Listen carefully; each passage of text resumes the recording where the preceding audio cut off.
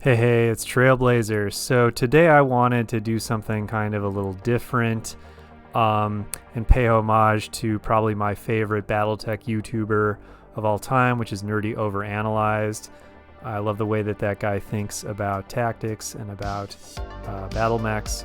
So he had these old tier lists that he did of the different battle mechs in the game in the 30-25 period, but he never did his assault mech list.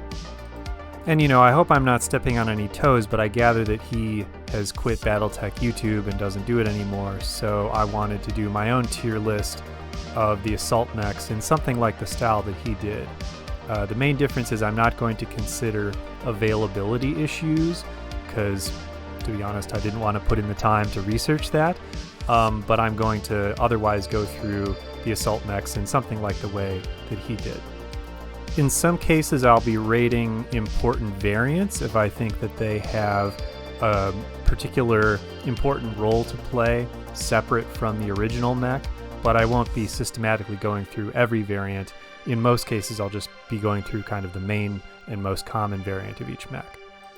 Okay, so let's start at the bottom of the ranking with a mech that I don't think any mercenary commander should try to acquire or go out of their way to try to acquire, which is the Charger. I'm giving it an F. Now, the Charger has its uses as a hand-to-hand mech, but its primary weaponry consists only of small lasers.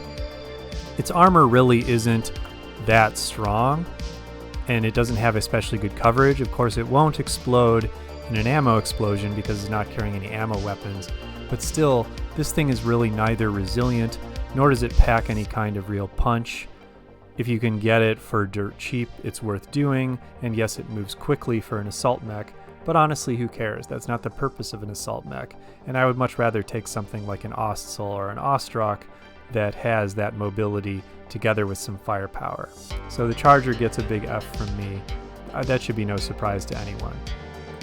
The second worst assault mech of this period, in my opinion, is the Cyclops. It doesn't have a terrible punch, but it's extremely vulnerable to enemy fire. It's armored just as weakly as the Charger, 10 tons of armor on a 90-ton mech. What were they thinking? And in addition to that, it carries a whole lot of explosive ammo. Now, some of that ammo is crit packed, especially the stuff that's packed right next to the right torso, AC-20, but there's a lot of ammunition in that left torso waiting to blow. And there's some in the center torso, which I don't mind center torso ammo. Some people do, but you've just got ammo, explosive ammo spread throughout this mech, and it just doesn't bring that much firepower to the table to justify all this. They shouldn't have made it move 4.6. They should have made it move 3.5, and it could have been a decent mech, but as it is, it's really a piece of trash for an assault mech. It could be useful if you can get one for cheap on a battlefield, but it's extremely vulnerable to enemy fire, and most of what it has to offer in terms of firepower is very short-ranged, except for a single LRM-10. The AC-20 is not nothing, of course. The fact that it packs an AC-20 is big for this period, but it is really just an extremely, extremely inferior little brother to the Atlas, and I would never take one if I had the opportunity to take something that was ranked higher on my list. So now we're getting into the realm of more interesting mechs that have kind of more of a role to play on the battlefield, and the Striker is the first one of these C-rated mechs to talk about. It's actually, I would put it at the high end of the C rating for me. It's probably the best of the mechs that I'm going to rate as a C. It doesn't have a ton of huge disadvantages.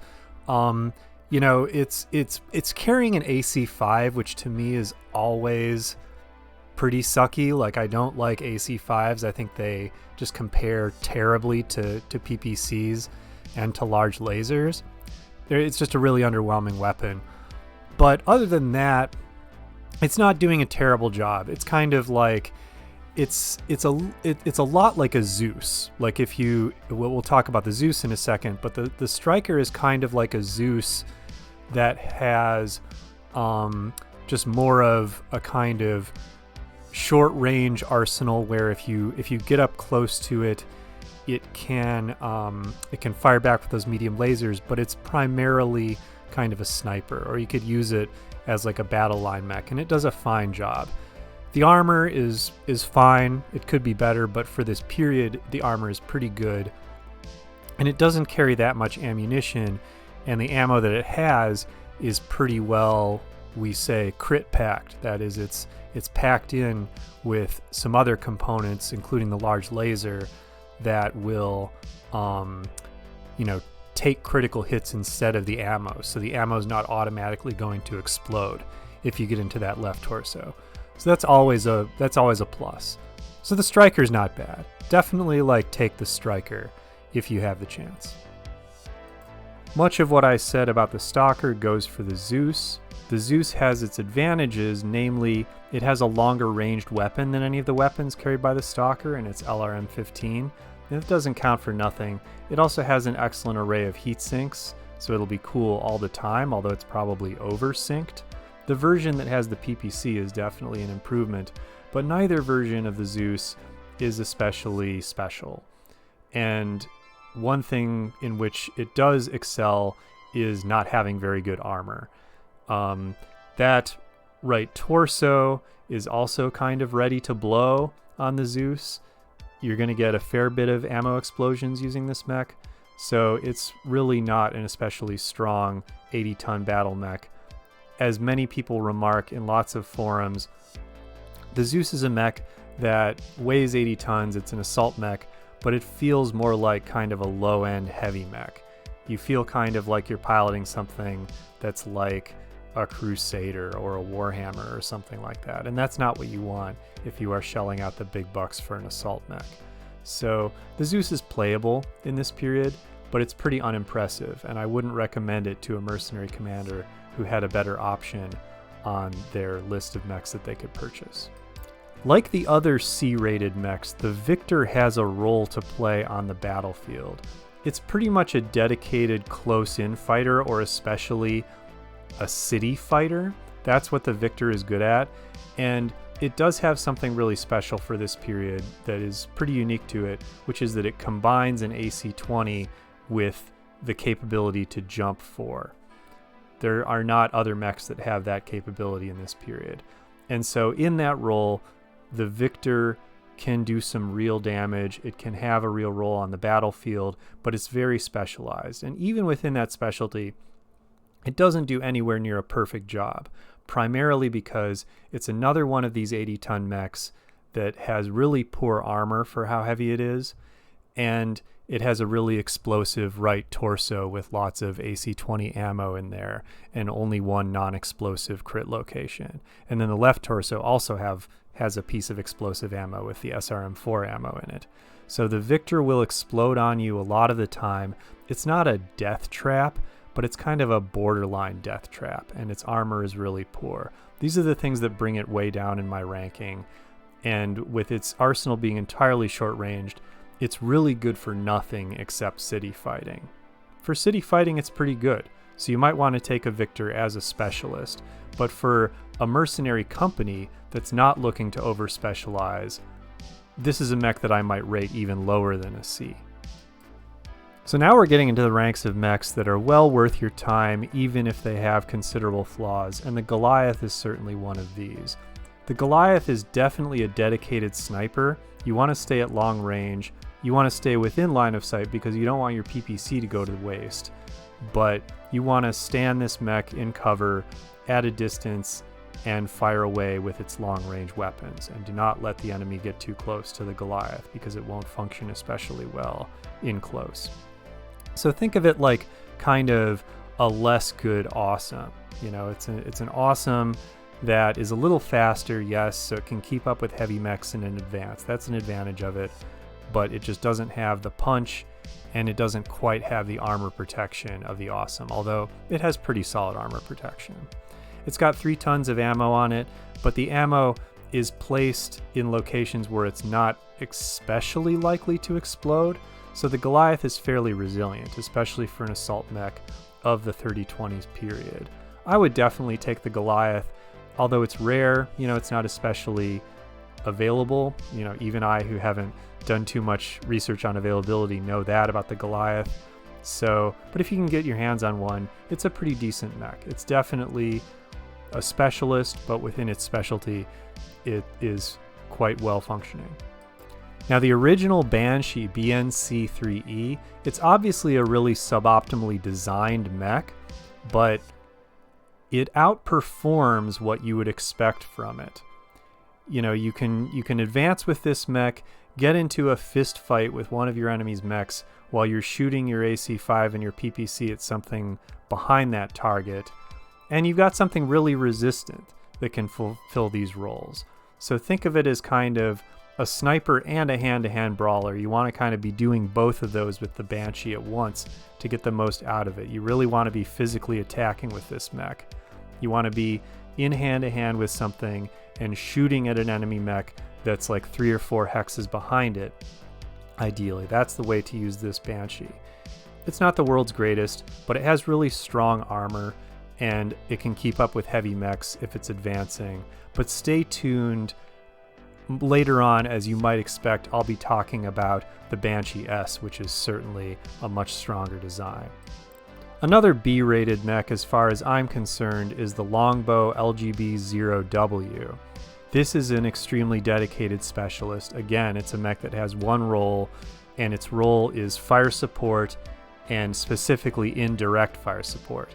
You want this mech behind a hill or some woods where enemies can't see it. You want somebody spotting for it, and you want it raining all those LRMs down on the enemy.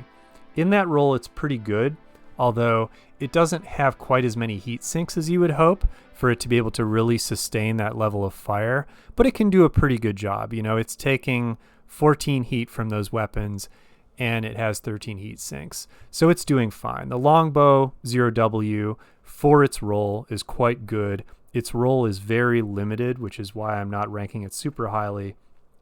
But indirect LRM fire is an extremely useful thing to have in this game. Having that kind of fire support can be really good. And in that role, the Longbow functions well. So I would recommend it for a mercenary if you can get a hold of it at a decent price, certainly. But stay tuned, again, for later in the discussion when we'll have a better Longbow to look at.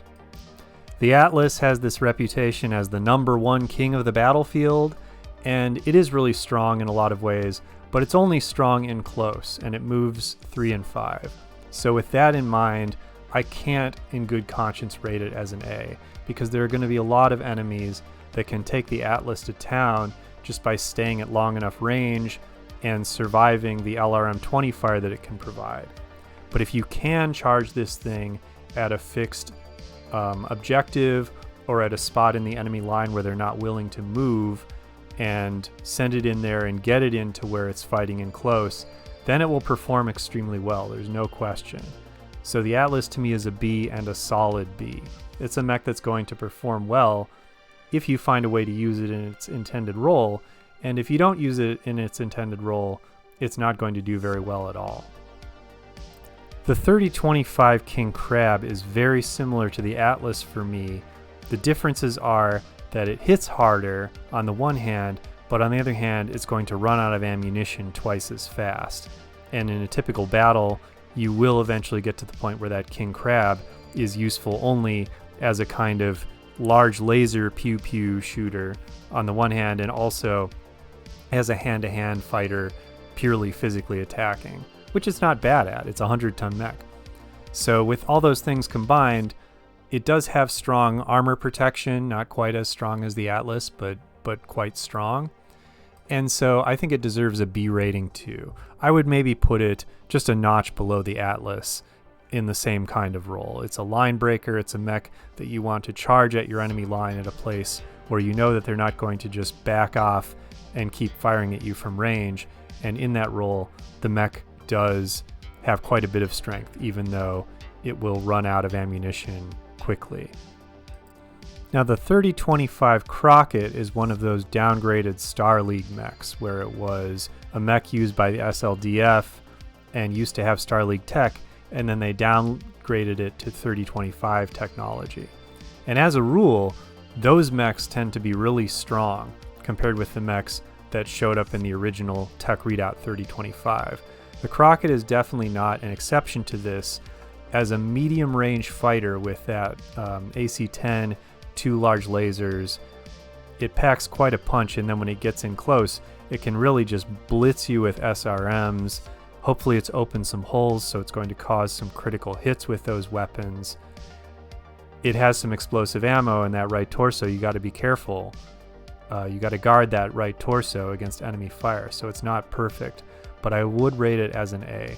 It hits hard, and its ammunition vulnerability is counteracted to a large extent by the fact that it has maximum armor. Maximum armor in BattleTech is just the holy grail. A mech with maximum armor is like a fine wine. Additionally, it jumps, which is a very nice thing for a mech to have, moving at 3.5. You can get it up on a hill, and then it can actually jump back down off of the hill rather than having to do a 180 in order to get down the hill. That's a super useful maneuver to be able to carry out, and the Crockett can do this. So it's definitely not perfect because it doesn't have long range coverage. That makes it so it's not an A+, but it is strong in the role that it has. It's kind of like a mini version in some ways of the Banshee S. The Thug is another downgraded Star League mech. If you can find it, it's really strong. They say it is like a kind of upgraded Warhammer, and that's certainly true. Got excellent heatsink coverage for its 2 PPCs. Not 100% coverage, but it can fire those PPCs pretty consistently.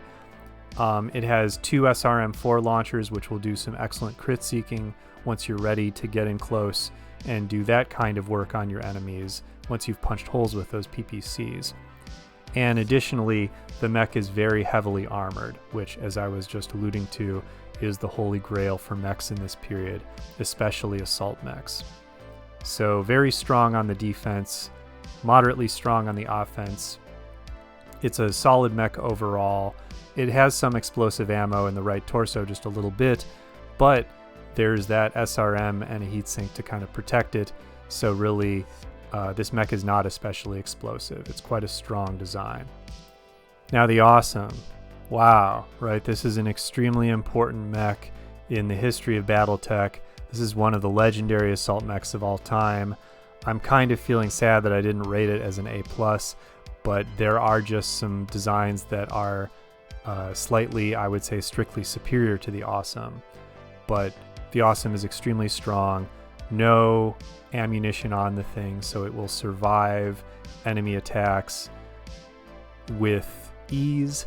It's got excellent armor, so that combines with the lack of ammunition to create an extremely resilient machine that is just going to punish enemies at a kind of medium-long range with those 3 PPCs. So you want to use it, of course, as a sniper at those distances, but its physical attacks are extremely threatening too. So if you can do that kind of thing like I was talking about with the Banshee 3E, where you run up to one mech and you're physically attacking it, and then you're firing your weapons at a mech that is 3 or 4 hexes behind it, that's the sweet spot with the Awesome. Put it with your advancing forces and it will not disappoint you. Now another mech that won't disappoint you is the Stalker. This thing has a weapon for every purpose, for every range. It starts out at long range with those 2 LRM-10s doing an appreciable amount of damage, and as you move in close, it just brackets out its longer range weapons and brackets in shorter range weapons. So whatever range you're at with the Stalker, you're going to be doing considerable amounts of damage to the enemy. You have kind of like the BattleTech version of what nuclear strategists call escalation dominance. No matter where you're at in the fight with your Stalker, you have considerable advantages against the enemy. And especially in close, once you've done a lot of damage with the mech and you're getting in close, you're starting to use those SRM-6s, you're going to be doing a lot of critical hits with this mech.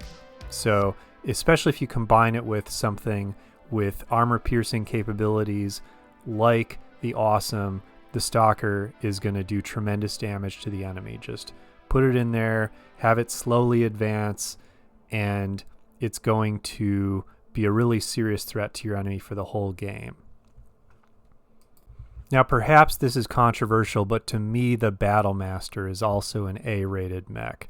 It's just got excellent armor and such a nice mix of weapons that allows you to kind of bracket out the PPC, and the arrangement of lasers and SRMs is just perfect for its heatsink total.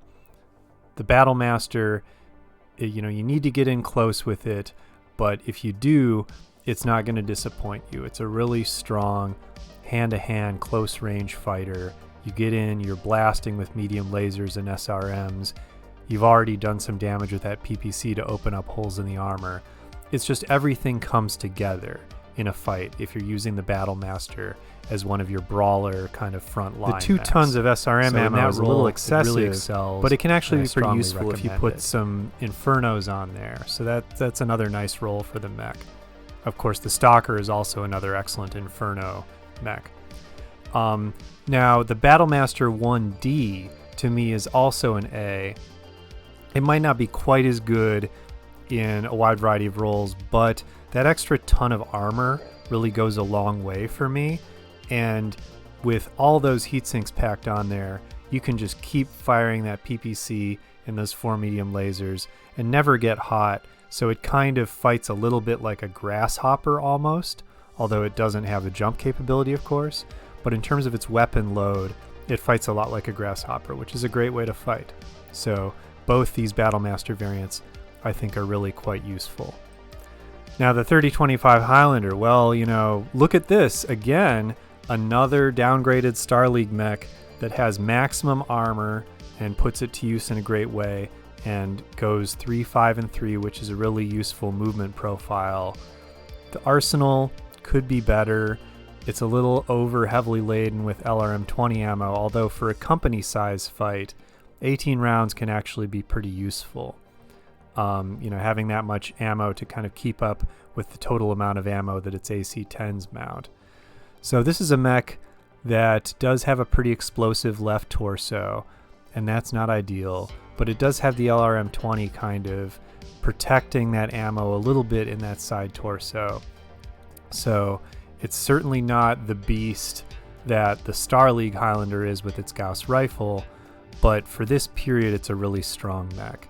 I mean, in this period, anything that has maximum armor and an arsenal that hits decently hard, to me, that makes it an A-tier mech.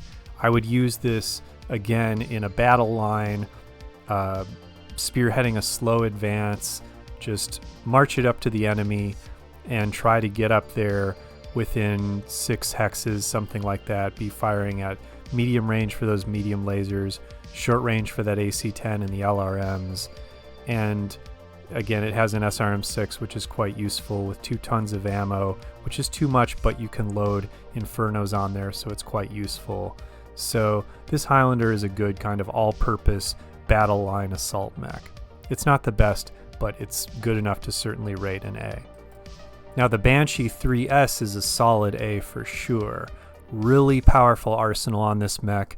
Excellent brackets where you can switch out PPCs for those other smaller lasers as it gets up close.